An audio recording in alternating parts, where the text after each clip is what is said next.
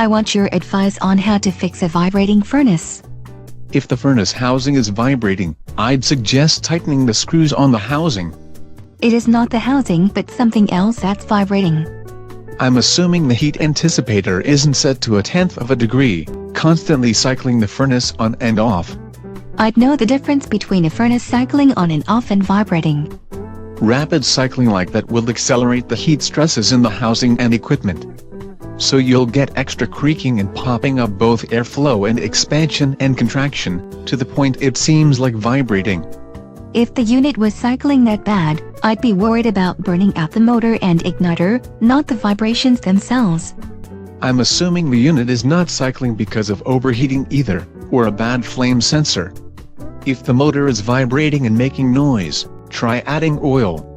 It is a sealed motor. You might want to tighten the belt between the blower motor and fan. That can make noise as it loosens as well as shaking things. Aside from spinning the fan, it should be moving. And if that wasn't spinning, I know to try WD-40. If the set screw on the fan is loose, it can vibrate before it starts scraping on the housing or simply falling off.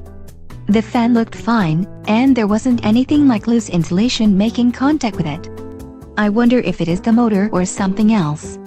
A duct could have separated and is now blowing in the figurative wind, your blower's airflow. I do not even know how to check that without crawling around in there. If the motor is both vibrating and grinding, the bearings in the motor need to be replaced. How do I replace that? You call in someone else to replace it.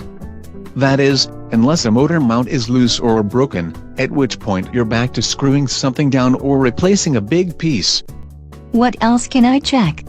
The squirrel cage on the blower may simply need a good cleaning. I did not know that could make that much noise. My other guess is that the air filter isn't in bad shape, with loose pieces flapping in the fake wind or the unit straining to the point of vibration to pull air in. That's at least something free to check and cheap to replace. Anything blocking the airflow can cause vibration, as can any mechanical part not tied down, I mean screwed down, tight enough.